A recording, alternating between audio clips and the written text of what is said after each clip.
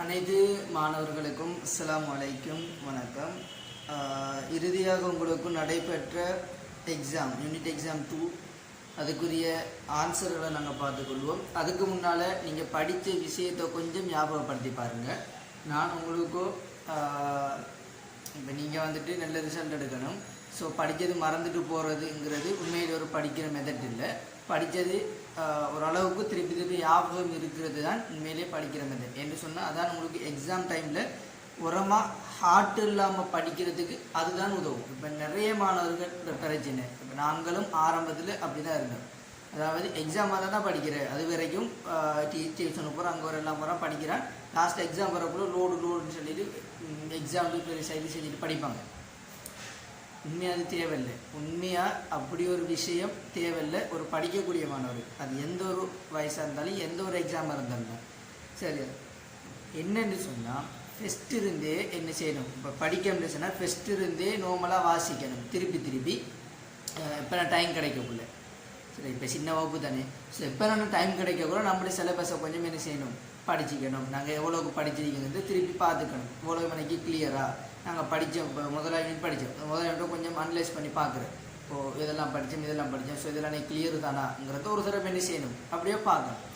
அதுக்கு பிறகு வந்துட்டு ரெண்டாவது யூனிட் என்ன படித்தோம், ஒளித்தொகுப்பு. ஸோ ஒளித்தொகுப்பு என்ன விஷயம் இருக்குது எல்லாமே கிளியராங்கிறத ஒரு தடவை என்ன செய்யணும், பார்க்கணும். ஸோ இப்படி நீங்கள் என்ன செய்யணும், சரியாக விளங்கி படிக்க. நிறைய பேர் நினச்சிட்டு இருக்கிற சயின்ஸ் பாடமாக்கினா எடுத்துடலாம் ஒரு நினைப்பு எல்லா மாணவர்கள்ட்டையும் இருக்குது.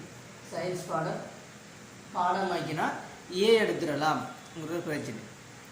சரியா? உண்மையிலேயே அது ஒரு முட்டாள்தனம். ஏன்னு சொன்னால் பாடமாக்குறதுங்கிறதுக்கு சயின்ஸ்ன்னு சொல்லக்கூடிய ஒரு பாடமாக்குற பாடம் இல்லை. அது வந்துட்டு உண்மையிலேயே விளங்கக்கூடிய ஒரு பாடம். ஏன் பயோ சயின்ஸ்ன்னு சொல்லி ஒரு பெரிய ஒரு பாடத்துக்கு மாணவர்கள் இருக்காங்க. பயோ சயின்ஸ்ன்னு சொல்லி ஒரு A லெவல் வந்தோன்னே ஒரு பெரிய பாடம் டாக்டர் ஆகிறதுக்கு ஒரு பாடம்னு சொல்லி அந்த பாடத்தை எடுக்காங்க பயோ சயின்ஸ். அப்போ அது பயோ சயின்ஸ் என்னத்தை சொல்லுதுன்னு கேட்டால் அந்த நீங்கள் படிக்கக்கூடிய O லெவலை 3ஆக பிரிச்சு. சரி, நீங்கள் O லெவலில் படிக்கக்கூடிய விஷயங்களை சரியா. அப்போ அப்படி ஒரு பெரிய ஒரு பாடத்தை போட்டிருக்காங்க பாடமாக்குறதுக்கா இல்லை. ஒரு 3 வருஷ படிப்பு பயோ சயின்ஸ் 3 வருஷ படிப்பு பாடமாக்குறதுக்கு அந்த 3 வருஷம் தேவையா? அவ்வளோ டேலண்டான பிள்ளைகள் இன்டெலிஜென்டான பிள்ளைகள் தான் பயோ சயின்ஸ் எடுக்காங்க. அப்போ அதை எடுக்கக்கூடிய பிள்ளைகள் பாடமாக்குறதுக்கு அந்த பாடம் எடுக்கிறது பாடமாக்குறது அந்த பாடம் எடுக்கணுமா? எடுக்கவே மாட்டாங்க. பாடமாக்குறது சொன்னால் ஒரு பாடமே தேவையில்லை. சரி, அப்போ உண்மையில் என்னன்னு நான் பயோ சயின்ஸ்ன்னு சொல்கிறது ஒரு விளங்கக்கூடிய ஒரு பாடமாக்குற ஒரு பாடம் இல்லை. அப்போ சயின்ஸ்ன்னு சொல்கிறது உண்மையிலேயே ஒரு பாடமாக்கக்கூடிய ஒரு பாடம் நினைச்சா அந்த மாணவன் வந்துட்டு பாடம் ஆக்குவான். அந்த பாடத்தில் எப்படியோ பாடமாக்கியத்தை வச்சு எழுதி செஞ்சார். எடுத்துட்டாரு வைப்போம். ஆனால் அவர் அந்த படித்த சயின்ஸில் அவர் என்று சொல்லக்கூடிய ஒரு குப்பைக்குள்ள என்ன செய்ய போகும். அவர் எடுத்த அந்த குப்பை. சரியா? ஏன்னு கேட்டால் அது அவர் பாடமாக்கினது. அது சும்மா அவருக்கு விலங்கல்ல என்ன விஷயம் விலங்கல அவர் பாடமாக்கினா வெளியில. அப்படி இல்லை. சயின்ஸுக்கு சொல்றது டோட்டலாக விளங்கக்கூடிய ஒரு பாடம். சரியா? முழுவதுமாக நீ என்ன விஷயம் அது சொல்லுதுங்கிறத அழகாக விளங்கணும். அதான் அவனோட முதல். அதுக்கு பிறகு நீங்கள் என்ன செய்யலாம், எக்ஸாம் எழுதுறதுக்காக வேண்டி சில விஷயங்கள் ஞாபகம் வைக்க வேண்டி வரும். சில விஷயங்கள் அதில் சில விஷயங்கள் தான் இந்த பயாலஜின்னு சொல்லக்கூடிய இடங்கள்ல அப்படி சில இடங்கள் சமன்பாடுகள்னு சொல்லிட்டு சிலது வந்துட்டு ஞாபகம் வச்சுக்கொள்ளக்கூடிய விஷயங்கள் என்ன செய்யும் வந்து கொள்ளும். அதுவும் மனனம் செய்கிறது இல்லை. இப்போ பிசிக்ஸ் கெமிஸ்ட்ரின்னு சொல்லக்குள்ள அதில் வரக்கூடிய சமன்பாடுகள் நீங்கள் கேள்விகள் செய்து உங்களோட அந்த எக்ஸ்பீரியன்ஸால் ஞாபகம் இருக்கும். சரியா? அப்படி தான் அந்த சமன்பாடுகள் ஞாபகம் இருக்கணும். பயாலஜி மட்டும்தான் சில விஷயங்கள் உங்களுக்கோ இதை ஞாபகம் வச்சா தான் செய்யலாம் சில விஷயங்கள் இருக்கும். ஸோ அதையும் நாங்கள் என்ன செய்யணும்னு சொன்னால் விளங்கி ஞாபகம் வைப்போம். விளங்கி ஞாபகம் வைப்போம். சரியா? இப்போ திருக்குறள் தெரியும் எல்லாருக்கும். திருக்குறள் பாடமாக்குற மாதிரி இப்போ திருக்குறள் நிறைய பேர் பாடமாக்கியிருப்பீங்க. ஆனால் உங்களுக்கு அது என்ன செல்லுதுன்னு தெரியா. ஆனால் கேட்டோன்னு பிள்ளைகள் என்ன செய்ய சட்டன்னு சொல்லிட்டு போகும். ஆனால் என்ன விஷயம் அது என்னத்தை செல்ல வருது கருத்தும் பாடமாக்கி வச்சுப்பாங்க. ஆனால் அந்த கருத்து என்ன செல்ல வருதுன்னு தெரியா. ஸோ இந்த படிப்பு உண்மையிலே உங்களுக்கு வந்துட்டு ஒரு குப்பைன்னு என்ன செய்வேன் சொல்லுவேன். திருக்குறள் பாடமாக்குற மாதிரி சயின்ஸை பாடமாக்க இயலாது. சரியா. சயின்ஸ் என்று சொல்றது விஞ்ஞானம். உங்களுக்கு தெரியும் உலகத்தில் இவ்வளோ பெரிய விஷயங்கள் கண்டுபிடிக்கப்பட்டது யாரால்? விஞ்ஞானிகளால். மேலே வந்துட்டு உலகம், பூமி, உருளை, அதுக்கு பிறகு இப்படி நிறைய விஷயங்கள் எல்லாம் கண்டுபிடிக்கப்படி பூமியில். அப்போ அவங்கெல்லாம் கண்டுபிடிச்சிருக்காங்க. இந்த பாடமாக்கிட்டு போய் கண்டுபிடிச்சாங்களா? இல்லை, அவங்களோட அறிவு, அவங்களோட நாலேஜ், அதை வச்சு தான் கண்டுபிடிக்காங்க. ஸோ அந்த விஞ்ஞானிகளுக்கு ஒரு பாடம் விஞ்ஞானம்னு சொல்கிறது. ஸோ பாடமாக்குற ஒரு பாடம் நான் எடுத்துடலாம், பாடமாக்கி நான் படிச்சிடலாம் அப்படி ஒரு எண்ணம் உங்களோட மனசில் இருக்கக்கூடாது. இது வந்து நல்லா விளங்கக்கூடிய ஒரு பாடம், நல்ல இன்ட்ரெஸ்டிங்கான ஒரு பாடம். ஏன் இதை இன்ட்ரெஸ்டிங் சொல்கிறேன்னு சொன்னால், நான் இந்த கிளாஸ் ஸ்டார்ட் பண்ணைக்கு உங்களுக்கு இதை சொல்லிட்டேன். ஏன்னா அந்த கிளாஸ் ஸ்டார்ட் பண்ணதுக்கு நோக்கமே உங்களுக்கு படிச்சு தரணும் ஒரு விஷயம், அதை விட நிறைய உங்களுக்கு விஷயங்களை சொல்லணும். என்ன எத்தனை சேர்மார சொல்லப்படுது எனக்கு தெரியலை. ஆனால் நீங்கள் விஷயத்தை விளங்கி கொள்ளணும். சயின்ஸுன்னு சொன்னால் என்னங்கிறத முதல் விளங்கி கொள்ளணும். சரியா, அது கட்டாயம். ஏன்னா அடுத்த இது இதில் இருக்கக்கூடிய 18 மாணவர்கள், இந்த குரூப்பில் ஒரு 18 மாணவர்கள் இருக்கீங்கன்னு சொன்னால் இந்த 18 மாணவர்களும் டாப் லெவலில் இருக்கணும். டாப் லெவலில் இருந்து 18 மாணவர்கள் A லெவலில் பயோ சயின்ஸ் எடுக்கணும். 18 மாணவர்களும் A லெவலில் உங்களுக்கு முடியும்னு சொன்னால், நான் உங்களுக்கு கட்டாயப்படுத்தல, உங்களுக்கு முடியும்னு சொன்னால் உங்களோட படிக்க இயலும் இதை இந்த ஒரு ஐடியா இருந்தேன். பயோ சயின்ஸ் எடுத்தால் டாக்டர் இல்லை, டாக்டர் மட்டும் இல்லை, பயோ சயின்ஸில் கிட்டத்தட்ட நிறைய இருக்குது. பயோ சயின்ஸ் படித்தா சரியா, டாக்டர் மட்டும் தாங்கிறதுக்கு நிறைய இருக்குது. ஸோ அப்படி அதான் படிக்கணும்னு நீங்கள் செய்யணும். இந்த 18 பேரும் எடுக்கணும். சரி, 18 பேரும் பயோ சயின்ஸ் எடுக்கணும்னு சொன்னால் உங்களுக்கு சயின்ஸ் இந்த O லெவலில் பிடிக்கணும். அப்படின்றதான் A லெவலில் படிப்பீங்க. இல்லைன்னு சொன்னால் ஏதோ வேண்டாம் படிப்பீங்க, உங்களோட பெற்றோருக்காக அவங்க இவங்க படிப்பீங்க. சரியா, அந்த படிப்பு ஒரு நாளும் உங்களுக்கு வெற்றியை தராது. நீங்கள் விரும்பி பயோ சயின்ஸ் எடுக்கணும். அதில் பயோ படித்தா நான் ஒரே விஷயம் சொல்லுவேன், இப்போ பயாலஜி மட்டும் கஷ்டமாக இருக்கு.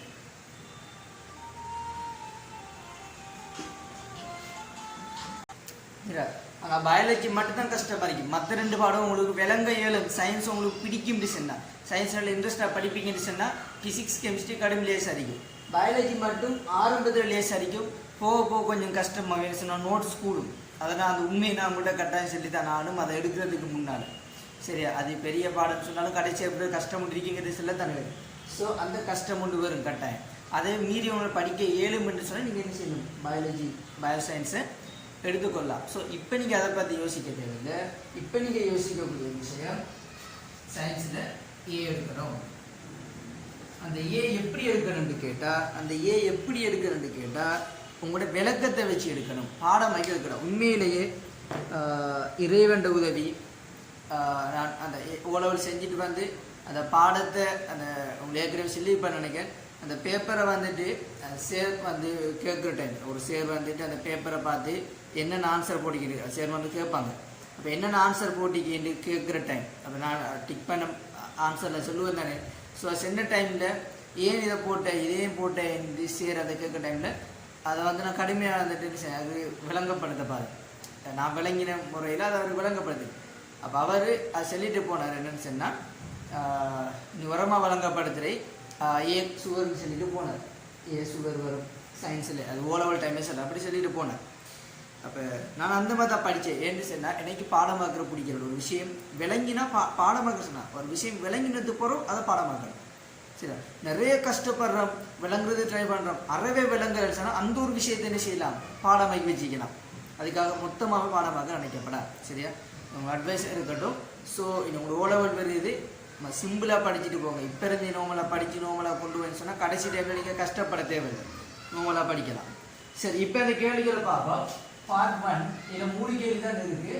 இது எல்லாமே உங்களுக்கு இப்போ சில மாவட்டங்கள் வேறு வேறு மாவட்டங்களில் இருந்து எடுக்கப்பட்ட வினாக்கள். வேறு மாவட்டங்கள் வேறு மாகாணங்கள்லேருந்து வந்த பேப்பர்லேருந்து நான் சில கேள்விகள் மட்டுமே என்ன செஞ்சிருக்கேன், தூக்கி போட்டிருக்கேன். என்ன நிறைய கேள்விகள் இருக்குது, எல்லா நாடுகளில் சில கேள்வி மட்டும் போட்டிருக்கேன். இதில் ஒளித்தொகுப்பு சம்மந்தப்பட்ட நிறைய கேள்விகள் இல்லை, ஆனால் நிறைய கேள்விகள் வரலாம். சரி, நீங்கள் ஃபஸ்ட்டு ஒளித்தொகுப்புனா என்னன்ற ஒரு விஷயம் உங்களுக்கு தெரியும். அதாவது ஒரு தாவரம் அதில் செய்து உணவை தயாரிக்கிறதுக்காக வேண்டி ஒளித்தொகுப்புங்கிற செயற்பாட்டை மேற்கொள்ளுது. அப்போ அதுக்காக வேண்டியது ஒளியை பயன்படுது. ஒளி இருக்குன்னா ஒளித்தொகுப்பு நடக்கும், சூரிய ஒளி. அப்போ அதுக்கு நீர் தேவை, CO2 தேவை. இதெல்லாம் பயன்படுத்தி குளுக்கோஸை உற்பத்தி செய்யறதுக்கு நாங்கள் என்ன சொல்ல போகிறோம், ஒளித்தொகுப்பு சொல்ல போகிறோம். ஸோ இப்போ தான் படித்தது ஒளித்தொகுப்பு பச்சை தேவை, நீர் தேவை. இதெல்லாம் இல்லைன்னு சொன்னால் அந்த தாவரங்கள் என்ன செய்து வாடி போகும். அதே தாவரங்கள் ஒளித்தொகுப்பு செய்யாது. ஸோ அதுக்கான பர்டிகல் பரிசோதனை ரீதியாக நம்ம செஞ்சோம், சில விஷயங்களை பார்த்துருந்தோம். ஸோ அது உங்களுக்கு விலங்குவாக விளங்கியிருக்கு, பெரிய கஷ்டமான பாடம் இல்லது. முதலாவது பாருங்க, ஒளித்தொகுப்பின் போது பச்சை தாவரங்களால் உறிஞ்சப்படும் ஒளியில் உள்ள நிறங்கள். ஸோ ஒரு தாவரம் வந்து என்ன செய்யுதுன்னா அது நினைக்கக்கூடிய இலை ஒளித்தொகுப்பு செய்யற டைம்ல என்ன நடக்குது, ஒளியை வந்துட்டு அகத்துறிஞ்சுது. ஒளியை அகத்துறிஞ்சிற டைம்ல ஒளிக்கு வந்துட்டு 7 கலர் இருக்கு. அந்த 7 கலர்ல முக்கியமா அது அகத்துறிஞ்சக்கூடிய கலர் என்ன அப்படின்னு கேட்டா 3 கலர். ஒன்று ஊதா, இன்னொன்று சிவப்பு, இன்னொன்று நீலம். இந்த 3 கலர் தான் அது அகத்துறிஞ்சும். இதுல என்னென்ன கலர் இருக்குன்னு பாருங்க. நீலமும் சிவப்பும் இருக்கு மூணாவது. ஸோ மூணாவது ஆன்சர் இந்த 3 கலர் தான் ஒளித்தொகுப்புக்கு தேவையான முக்கியமான கலர். பச்சை நிறம் ஒளித்தொகுப்புக்கு தேவையில்லாத ஒன்று. பச்சை நிறங்கள் தாவர இலைகளால அகத்துறிஞ்சவே படாது. சரி, அவங்களுக்கு இந்த விஷயம் இல்லை. ஓலவல்ல ஏலவெல்லாம் படிப்பீங்க. பச்சை நிறம் தாவரங்களுக்கு தேவையில்லாத ஒரு கலர். சரி, அப்போ ஊதா, சிவப்பு, நீலம் இதான். இப்போ இந்த 2வது 3வது கேள்வியெல்லாம் உங்களுக்கு ஒளித்தொகுப்போட சம்பந்தப்பட்ட கேள்வி மட்டும் இல்லை. நான் போட்ட காரணம் என்ன சொன்னால், அது ஒளித்தொகுப்பு சம்மந்தப்பட்டிருக்கிறதால அந்த கேள்வியை போட்டிக்க. ஆனால் வெவ்வேறு சப்ஜெக்டோட சம்மந்தப்பட்ட கேள்வி. பின்வரும் கூற்றுக்களை கருதுக. முதலாவது, வெளிச்சுவாச வழியில் உச்சுவாச வழியை விட அதிகளவு CO2 நீராவி காணப்படும். வெளிச்சுவாச வழியில் இது வந்துட்டு நீங்கள் சுவாசம் என்று சொல்லக்கூடிய ஒரு இடத்துல படிச்சுப்பீங்க. இந்த கூட்டு சரியா இல்லையா, சுவாசம் நீங்கள் என்ன படிக்கல, அது 11ல் வருது. வெளிச்சுவாச வழியில் உச்சுவாசம் இதனால் உங்களுக்கு இதை விளங்கப்படுறது. இந்த ஒளித்தொகுப்போட சம்பந்தப்பட்ட அந்த கூற்று மட்டும் பார்ப்போம். தாவரங்களிலும் விலங்குகளிலும் குளுக்கோஸ் செல்லுலோஸ் மாற்றப்படும் ரசாயன செயல்முறை நடைபெறுகிறது. குளுக்கோஸ் செல்லுலோஸாக மாற்றப்படும் ரசாயன செயல்முறை நடைபெறுகிறது.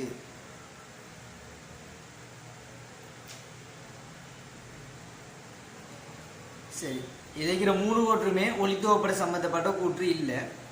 அந்த பி கூற்று வந்துட்டு அது என்னன்னு சொன்னால், தாவரங்களை விலங்குகளின் குளுக்கோஸ் செல்லுலோஸா மாற்றப்படுதுன்னு சொன்னால் இது கிரேட் 10 தான்.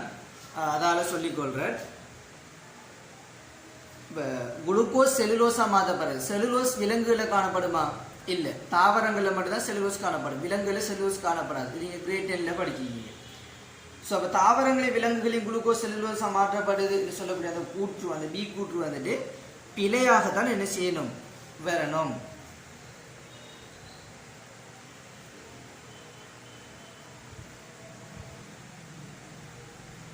ஓகே, அது உறுத்துணர்ச்சி கழிவகற்றல் என்பவை விலங்குகளில் அவதானிக்கப்பட்டாலும் தாவரங்களில் முக்கியமானவை அல்ல.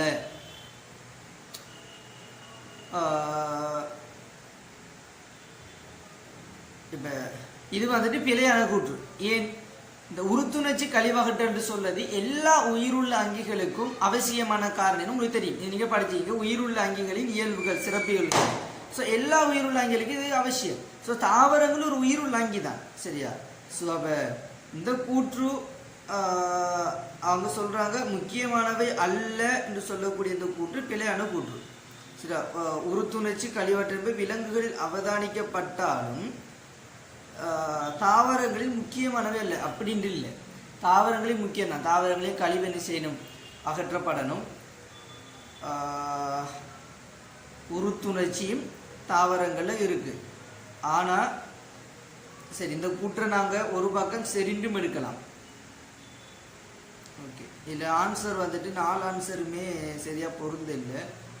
வெளிச்சுவாச வழியை விட உச்சுவாச வழியில் அதிக அளவு CO2 காணப்படும். இது சரியான கூற்று. ஏன்னா சுவாசத்தை படிப்போம் நாங்கள் CO2 நீராவி தான் செய்வோம். சுவாசத்தை கூட வெளியிடுவோம். ஸோ அதில் CO2 நீராவி கூடுதலாக காணப்படும். அந்த செயல்முறை சரி.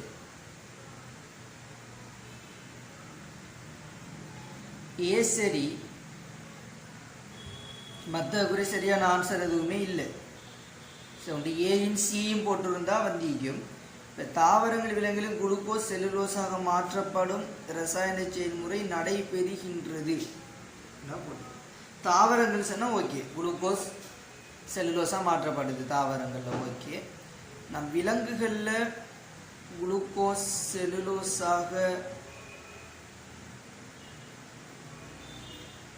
எஸ், விலங்குகளையும் அந்த செயற்பாடு நடக்கும். அந்த பீண்டு சொல்லக்கூடிய செயற்பாடு விலங்குகளை நடைபெறது எப்படின்னு சொன்னால் கழிவகற்றும் போது குளுக்கோஸ் வந்து என்ன செய்யணும்னா செல்லுலோஸாக மாற்றப்பட்டு கழிவாகற்றப்படும். சரியா? ஸோ அந்த பி கூட்டையும் சரின்னு எடுக்கலாம். ஸோ ஏபி ரெண்டுமே சரி, இல்லை சொன்னால் நாலாவது ஏபிசி மூன்றுமே சரின்னு வரும். சரி, எந்த அளவுக்கு கேள்வி பாஸ் பேப்பரில் வராது, இருந்தாலும் முதலாவது கூற்றும் சரி, அதில் எந்த பிரச்சனையும் இல்லை. ரெண்டாவது கூற்றும் சரிதான். தாவர விலங்கு குளுக்கோஸ் நடைமுறைகிறது. விலங்குகளில் கழிவாற்றும் போது தான் அந்த செயல்பாடு நடைபெறும். விலங்குகளில் வந்துட்டு சேமிக்கப்படலை. செல்லுலோஸ் விலங்குகளில் ஒரு காலம் சேமிக்கப்படாது. செல்லுலோஸ் மாற்றப்படும், அதுக்கப்புறம் அது உடம்போட்டு என்ன செஞ்சிடும், வெளியாயிடும். ஸோ அப்போ அந்த கூட்டு சரி. தாவரங்களில் முக்கியமானவை அல்ல. இந்த கூற்றை நாங்கள் பிளண்டும் எடுக்கலாம், செறிந்தும் எடுக்கலாம். ஓகே, 1-4 வரணும். அடுத்தது தாவரம் தொடர்பாக கீழ்வரும் கூற்றுக்களை கணிக்க. தாவரம் தொடர்பாக கீழ்வரும் கூற்றுக்களை கணிக்க. பச்சை தாவரங்கள் சூரிய ஒளியில் மாத்திரம் ஒளித்தொகுப்பு மேற்கொள்ளும். அந்த கூற்று சரிதானே? தாவரங்கள் எப்போதும் சூரிய ஒளியெல்லாம் ஒளித்தொகுப்பு செய்யும். சூரிய ஒளி இல்லைன்னு சொன்னால் ஒளித்தொகுப்பு செய்யாது, அது சரி. பச்சை தாவரங்கள் இரவில் மாத்திரம் CO2வை வெளிவிடும். CO2 எப்போ வெளிவிடப்படும்னு கேட்டால் இது சுவாசம். அதாவது CO2 பயன்படுத்தப்படுறது எப்போ? ஒளித்தொகுப்பின் போது. CO2 விடுவிக்கப்படுறது சுவாசத்தின் போது. ஸோ CO2 வெளியிடப்படுறது சுவாசம். இப்போ இரவில் மட்டும்தான் CO2 விடுவிக்கப்படுன்னு கேட்டால் அப்படி இல்லை. அப்போ தாவரங்கள் பகலில் சுவாசம் செய்யற இல்லையா, இறந்து போயிடும். தாவரங்கள் பகல்லையும் சுவாசம் செய்யும், இரவிலையும் சுவாசம் செய்யும். ஸோ அது CO2 பச்சை தாவரங்கள் இரவில் மாத்திரம் CO2 வெளியிடுங்கிறது பிழையான கூற்று. தாவரங்களில் சுவாசத்தின் மூலம் CO2 வாயுவும் ஒளித்தொகுப்பின் மூலம் ஆக்சிஜன் வாயுவும் இலைவாயினூடாக வெளிவிடப்படும். சரியா? இப்ப இந்த கூற்றுல என்ன பிரச்சனை அப்படின்னு பார்த்தா, இந்த கூற்று சரியான கூற்று தான். அதாவது தாவரங்கள்ல சுவாசம் நடைபெற்ற என்ன உருவாகும்? CO2 உருவாகும், அது வெளியேறணும். ஒளித்தொகுப்பு நடைபெற்ற ஆக்சிஜன் உருவாகணும், அந்த ஆக்சிஜன் வெளியேற்றப்படணும். இது ரெண்டுமே எப்படி வெளியேறுன்னு கேட்டா இலைவாய் தான். இலைவாயினூடாக மட்டும்தான் CO2 ஆக்சிஜன் செய்யணும், வெளியேறும். ஸோ அப்போ அந்த கூற்று சரி. நான் இலைவாய் சம்பந்தம் உங்களுக்கு சொல்லியிருந்தேன், உங்களுக்கு விளங்கி இருக்கும். தாவரங்களை காணப்படுறது ஒரு கதவுன்னு சொல்லலாம், தாவர இலைகளை காணப்படுறது. இப்போ ஏசி சரி, ஏசி ஓகே, டிஏ பாபா. தாவரங்களில் இலிங்கமுறை இனப்பெருக்கத்தின் போது வேறொரு அங்கின் பங்களிப்பின்றி புதிய தாவரம் உருவாகும். இது 10ஆம் படிச்சுப்பீங்க. இலிங்க மீள்முறை இனப்பெருக்கம், இலிங்க முறை இனப்பெருக்கம். இலிங்க மீள்முறை இனப்பெருக்கம் சொன்னால் ஒரு தாவரம் மேற்கொள்றது, ஒரு தாவரமும் ஒரு அங்கி மேற்கொள்றது. இலிங்க முறைன்னு சொன்னால் கட்டாயம் 2 அங்கி சம்மந்தப்படணும், ஆண் பெண் என்று சொல்லி. ஸோ அப்போ வேறொரு அங்கின் துணை இல்லாமல், பங்களிப்பு இல்லாமல் ஒரு புதிய தாவரம் உருவாகலாம் இலிங்க முறை இனப்பெருக்கத்தின் போதுங்கிறது பிழை. ஸோ அப்போ ஏயும் சியும் மாத்திரம்தான் சரியான கூற்று, முதலாவது ஆன்சர். சரியா? இப்போ பார்ட் 2 கேள்வி. பார்ட் 2 அதில் முதலாவது கேள்வி,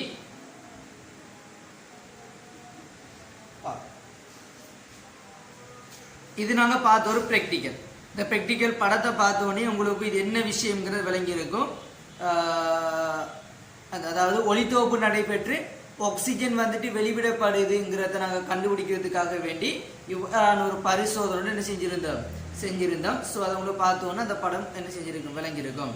பாவம், தற்போசனை அங்கிகளில் நடைபெறும் ஒளித்தொகுப்பு உயிர் இரசாயன செயற்பாடாகும். ஒளித்தொகுப்பு ஓர் உயிர் இரசாயன செயற்பாடாகும்.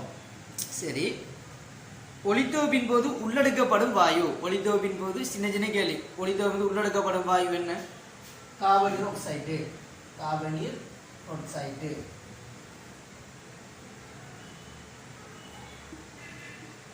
ஒளித்தொகுப்பின் போது தயாரிக்கப்படும் வெல்லம் என்ன? குளுக்கோஸ். தயாரிக்கப்படும் வெல்லம் குளுக்கோஸ். இது நீங்க கிரேட் 10ல படிச்சிருப்பீங்க.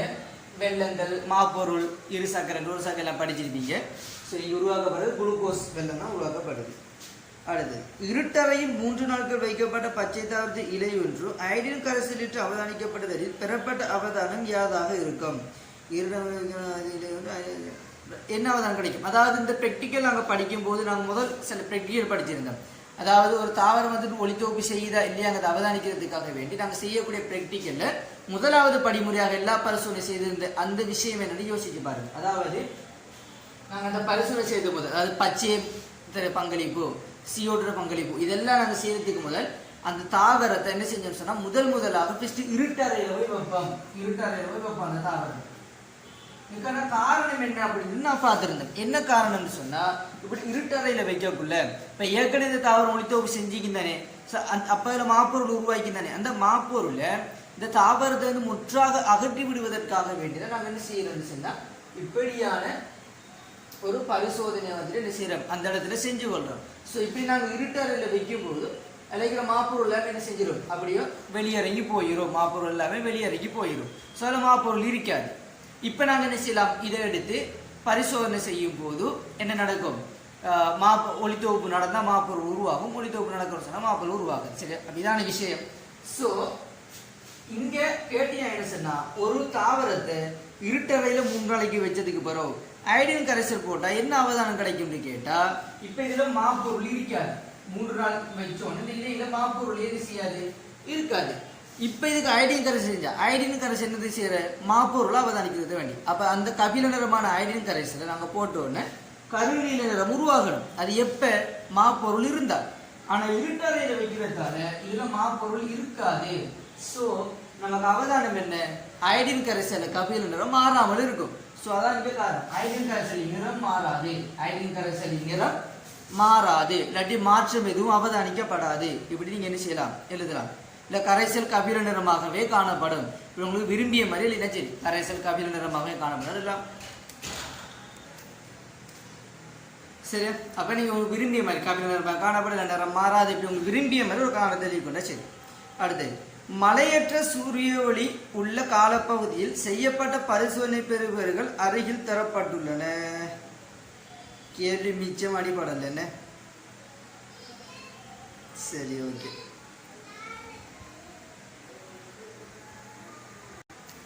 சரி, கேள்வி அடிப்படல. சரி, சம்மந்தப்பட்ட கேள்விகள் அங்கே பிறகு பேப்பரில் வரும் தானே, ஸோ அன்றை பார்த்துக்கொள்வோம் பேப்பர் செய்கிற டைமில். ஸோ இந்த ப்ராக்டிக்கல் சம்மந்தமாக எந்த கேள்வி உங்களுக்கு வரல. இந்த ப்ராக்டிக்கல் வந்து உங்களுக்கு அந்த ஆக்சிஜன் வந்துட்டு வெளியிடப்பெற சம்மந்தப்பட்ட அந்த ப்ராக்டிக்கல் தான். தங்குச்சி எடுத்துக்கிட்ட வரைக்கும் அது வந்துட்டு எரியும். ஸோ அதை வச்சு ஆக்சிஜன் நம்ம என்ன செய்வோம், தீர்மானிப்போம். ஸோ அந்த ப்ராக்டிக்கல் தான் இது. அது பகுதி பியை வாசிப்போம் பாருங்க. பகுதி பி, அதில் முதலாவது ஒரு கேள்வி தான் இருக்கு. பார்ட், அங்கிகள் அனைத்தும் தனது உயிர் வாழ்க்கைக்காக உணவில் தங்கியுள்ளன. எஸ், உணவில் தங்கின, உணவு இல்லாட்டி எதுவும் பாடையிடாது. அவை தமது உணவு தேவையை பல்வேறு வழிகளில் பூர்த்தி செய்கின்றன. எஸ், சிலது வந்துட்டு தானாகவே உற்பத்தி செய்யும் ஒளித்தொகுப்பு மூலம், மற்ற அங்கிகள் என்ன செய்யும், இன்னொரு அங்கே உட்கொள்வதன் மூலமாக பிற போஷண முறையை காண்பிக்கும். சரி, அங்கிகள் போஷணின் அடிப்படையில் 2ஆக வகைப்படுத்தப்படும். அவற்றை பேரிட்டு ஒவ்வொரு உதாரணம் தருக. முதலாவது தற்போஷணி, அடுத்தது பிறபோஷணி. தற்போஷணிக்கு உதாரணம் பச்சை தாவரம், பிறபோஷணிக்கு உதாரணம் விலங்கு. விலங்குகள் ஏதோ மனிதன் இல்ல சிங்கம், புலி, எதையுமே என்ன செய்யலாம், விலங்குகள். விலங்கு எழுதிக்கொள்ளுங்க, விலங்கு என்ன செய்யலாம், எழுதிக்கொள்ளலாம். விலங்குகள் பொதுவாக விலங்குகள் எழுதுவோம். ஸோ அதுக்கு உதாரணமாக இருக்க போகுது. ஸோ விலங்குகள் எல்லாமே பிறபோஷணி தான். தற்போஷணிகள் காட்டக்கூடிய விலங்குகள் காணப்படுறல. சரி, பச்சை தாவரங்களில் நடைபெறும் உணவு உற்பத்தி செயல்முறை ஒளித்தொகுப்பு எனப்படும். எஸ், அது உங்களுக்கு தெரியும். இச்செயல்முறையை சமப்படுத்தப்பட்ட ரசாயன சாம்பாட்டை எழுதுக. என்ன சாம்பாடு வரும்,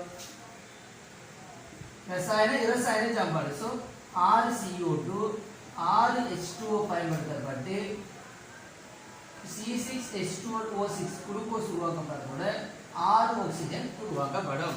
இதுதான் அந்த சமன்பாடு. இது நீங்க படிச்சிருக்கீங்க.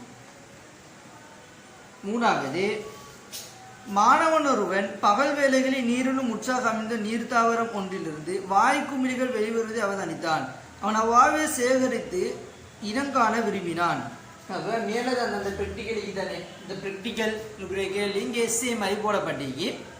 அதான் பகல் வேளையில் ஒரு தாவரம், நீர் தாவரம் ஒன்று ஒரு வாயு வெளிவிடுதான். என்ன வாயுவாக இருக்கும், ஆக்சிஜன் வாயுவாக இருக்கும். ஏன்னு சொன்னால் அது ஒளித்தொகுப்பு செஞ்சுருக்கும். ஒளித்தொகுப்பு செஞ்சு ஆக்சிஜனை விடுவிச்சிக்கும். ஸோ அந்த வாயு வந்து போகிறதா அவர் அவதானிச்சிக்க. ஸோ அந்த வாயு என்ன அப்படிங்கிறத அவதானிக்கிறத வேண்டி ஒரு பரிசோதனை செய்கிறார். அது சமத்துக்கு வழிகாட்டி இவ்வாயு சேகரிப்பதற்கு தேவையான உபகரண அமைப்பை வரைந்து பெயரிடுக. ஸோ நாங்கள் மேலே பார்த்து இந்த ப்ராக்டிக்கலுக்குரிய அதே அந்த படம் தான் இங்கே வரும்போது உபகரண அமைப்பு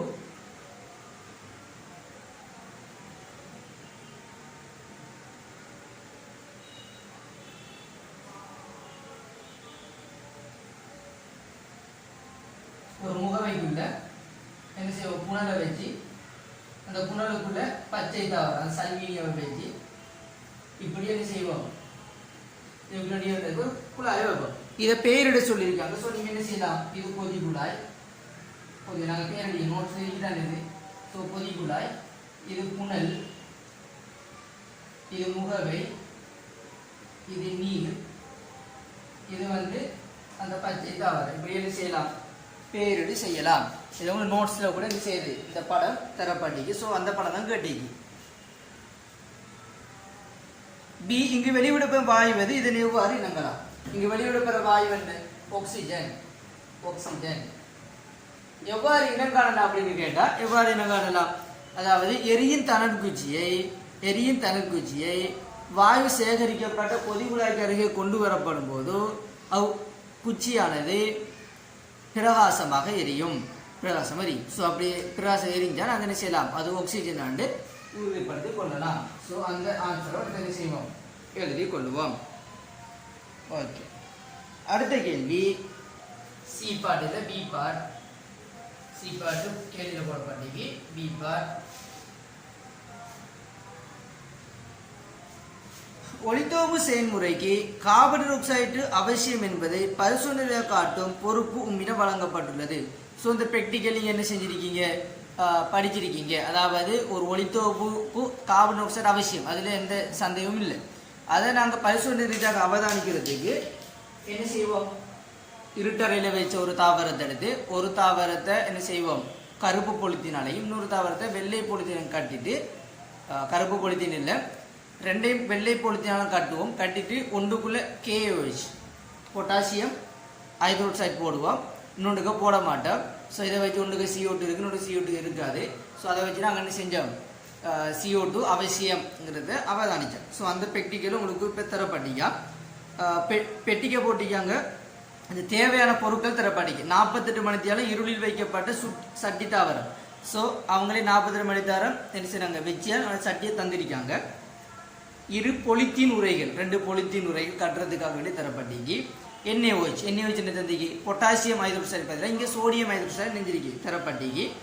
அடுத்து நீர் தரப்பட்டி, நீர் தாவரத்துக்கு ஊற்றுறது தேவைப்படும். என்ன சேர்ந்த நீரை நீங்கள் என்ன செய்யலாம், பொட்டாசியம் ஹைட்ரோக்சைடு பதிலாக இன்னொரு இதுக்கு போடலாம். சரி, முதலாவது கேள்வி,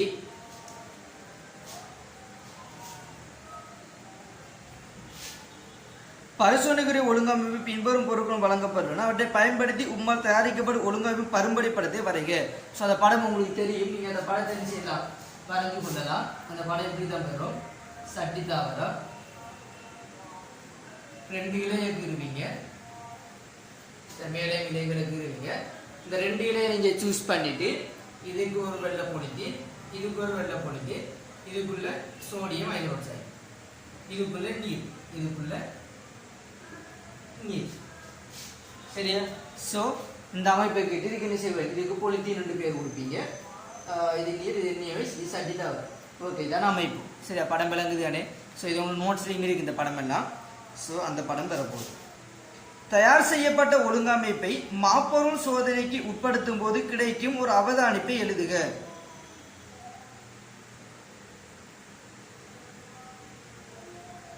சரியா, மாப்பொருள் பரிசோதனை இந்த அவதானிப்பை கிளாஸ் நாங்கள் மாப்பொருள் பரிசோதனை செய்யும் போது என்ன அமைப்பு கிடைக்கும், அதாவது ஒளித்தொகுப்பு எங்கே நடைபெற்றிருக்கும் அந்த தாவரம் என்ன நடக்கும். ஸோ நாங்கள் செய்வோம் என்ன, அங்கே நடக்கக்கூடிய ஒரு அவதானம் என்ன மாதிரி கேட்டீங்க, என்ன அவதானம் கிடைக்கும், மாப்பொருள் பரிசோதனை உட்பட்டா நீல நிறம், கருநீல நிறம் தோன்றும். இலை கருநீல நிறமாக என்ன செய்யும், மாறும். இதான் அங்கே நடக்க போகிறோம். என்றால் இப்போ CO2 கிடைக்கிறது ஒளித்தொகுப்பு நடந்து மாப்பொருள் உருவாகும். ஸோ கருநீல நிறம் தோன்றும். ஸோ கருநீல நிறம் உருவாகுன்றதுனா சரி. ரெண்டாவது, மூணாவது இப்பரிசோதனை NaOH பயன்படுத்தும் நோக்கம். ஏன் NaOH பயன்படுத்தப்பட்டுச்சு, CO2வை அகத்துறிஞ்ச. இதெல்லாம் உங்களுக்கு தெளிவான நோட்ஸ் இருக்கும். CO2வை அகத்துறிஞ்ச, அதுக்கு தான் NaOH பயன்படுத்தப்பட்டுச்சு. ஒளித்தொகுப்பு செயல்முறையின் பிரதான விளைபொருள். ஒளித்தொகுப்புல 2 மாதிரி விளைபொருள் வரும். ஒன்று குளுக்கோஸ், இன்னொன்று ஆக்சிஜன். இல்லை ஆக்சிஜன் பக்க விளைபொருள், குளுக்கோஸ் பிரதான விளைபொருள். ஸோ குளுக்கோஸ் தெரியுங்க. சரி, இப்போ இருக்கிற மார்க்ஸ் அமைப்பை பார்ப்போம். MC2 3க்கும் 1க்கு 2 படி 3 2 6 மார்க்ஸ் வரும். இது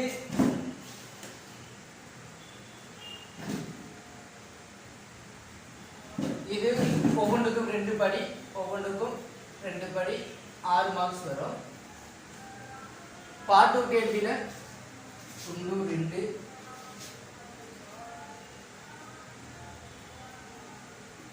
4 மார்க்ஸ். சரியா? இப்போ இது கொண்டு உதாரணத்துக்கு கொண்டு மொத்தமாக 4 மார்க்ஸ். ஒவ்வொன்றுக்கும் ஒவ்வொன்று படி 4 மார்க்ஸ் வரும்.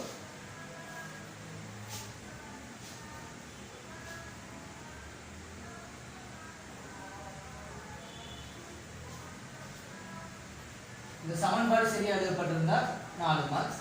அதில் எதை இருந்துச்சுன்னா இந்த 6CO2 ஒரு மார்க்ஸ், 6H2 ஒரு மார்க்ஸ், இது ஒவ்வொன்றுக்கு ஒரு மார்க்ஸ் படி 4 மார்க்ஸ். இந்த சமன்பாடு உண்மையாக மொத்தமாக எழுதப்பட்டிருந்தா உங்களுக்கு மார்க்ஸ் கிடைக்கும். நான் சும்மா என்ன செய்கிறேன், இப்படி ஒரு மார்க்ஸ் அமைப்பாக போடுறேன், அதை நீங்கள் போட்டுக்கொள்ளுங்க. சரி, ஓகே. அது இந்த படத்துக்கு 5 மார்க்ஸ். இந்த படத்துக்கு 5 மார்க்ஸ் ஒழுங்கா போடும். அதாவது இந்த பொதிக்குழாய் இப்படி இருக்கிறது, புனல், சரி, அந்த பேர் குறிச்சிக்கிறது, சரியா? பேர் குறிச்சி காட்டிக்கிறது, எல்லாத்துக்கும் சேர்த்து 5 மார்க்ஸ். சரியா? இதுல கட்டாயம் இந்த புனல், முகவை, பொதிக்குழாய் இது 2 பேர் குறிச்சி காட்டிக்கணும். புனலும் முகவையும் பொதிக்குழாய் பேர் குறிச்சி காட்டிக்கணும். இந்த படத்துல இப்படி ஒழுங்கா கீறி காட்டிக்கணும். சரி, இப்படி 5 மார்க்ஸ் என்ன செய்யும் வரும்.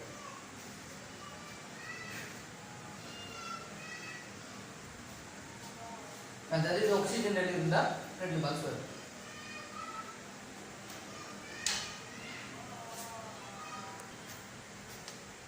சரியா?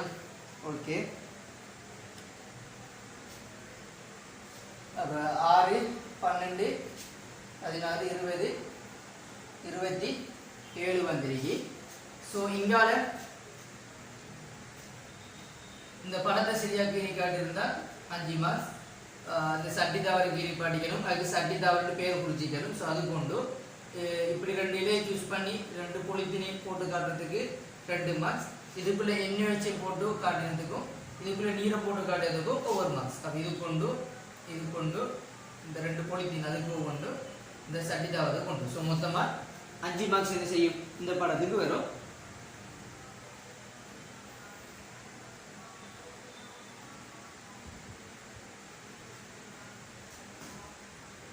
இதுக்கு 2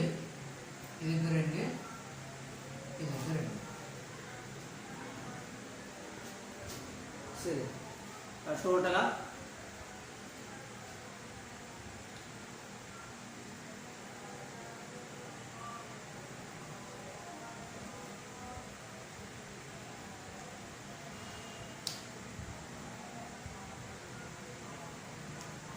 சரி, நாம் இதுக்கு மொத்தம் 6 மார்க்ஸ் கொடுப்போம், இதுக்கும்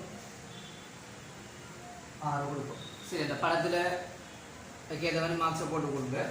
ஸோ இப்படி போட்டிங்கன்னு சொன்னால் இதுக்கு 1க்கு 2 படி 6 மார்க்ஸ் வரும். இதில் 6 மார்க்ஸ் வரும்.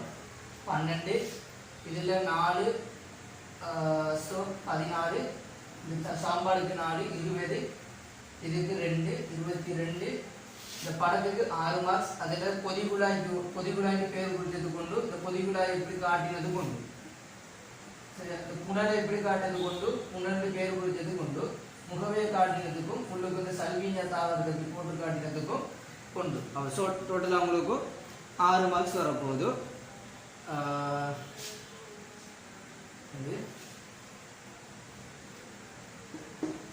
அடுத்தது இது ஒவ்வொன்றுக்கும் 2 வரும்.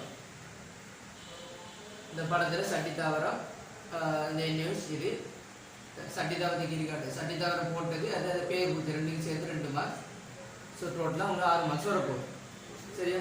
டோட்டலாக இங்கே 40 மார்க்ஸ் வரும்.